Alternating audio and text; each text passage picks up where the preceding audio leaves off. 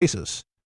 A bank, law firm, and apartment complex where officers, including a SWAT team, had a standoff with the suspect for several hours and before ending in a volley of gunfire around 5 p.m. A woman who lives at the complex was telling the Associated Press, she said that she looked at her apartment, outside of her apartment window in a small town of Weston about 1:15. So, folks, if you're listening up there in Wisconsin or if you know Weston, yesterday at 1:15 p.m., that she saw a squad car approach and a few seconds later heard a gunshot and saw the officer fall. Kelly Hansen, 21, said that she saw the other officers put the wounded policeman in an armored SWAT vehicle and take him away. I thought, what's going on? I know what a gunshot sounds like, though. This isn't good, Hansen said. Hansen said that she stayed in her apartment until 4:45 p.m., when she heard a volley of about 10 shots and began to freak out. Authorities eventually let her leave her apartment.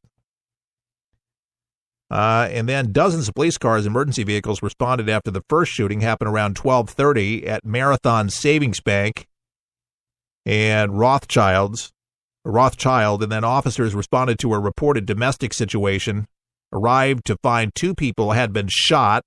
And then a second call then came in about 10 minutes later from Tulsi Kennedy, a Dirk's law firm in nearby Schofield. And then a third report came at 1:30 p.m. from an apartment complex in Weston.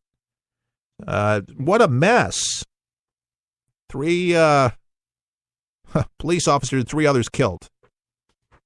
And then a suspect in custody. So really just a big deal. There in Wisconsin yesterday, and our hearts out to the families who lost loved ones. Not good. Folks, pray. A lot of bad things do happen, folks. But the good thing is that I do believe this, that goodness will prevail, and always usually does, because I do believe there's more good in the world than there's evil. And I believe that we should pray, not kowtow, but I believe that we should certainly not be in the dark and not act complacent because, look, the mayor said at one point during the New York attack to be vigilant. That's all that we were doing over here yesterday in New York City. And by the way, I said something to the extent New York City is about the attacks, but I was in London. But we were being vigilant over here. The mayor was being vigilant. And we continue to live this way in our country, to have our eyes open when we're moving around. And if you see something suspicious and you have a gut feeling about something, then act on it.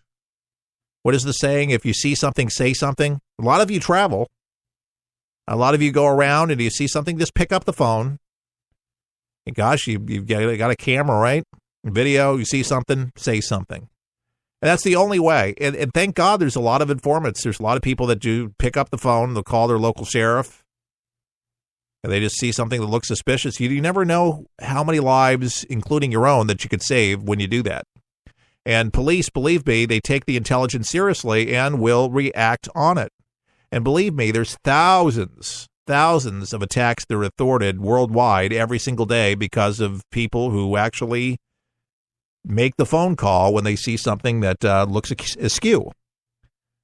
And so that's thank God that there's good people of good nature that are not afraid to do it. Unfortunately, there's a lot of cowards that will not do it. They'll just kind of step away from it, and they won't do a darn thing, including family members that won't turn somebody else in.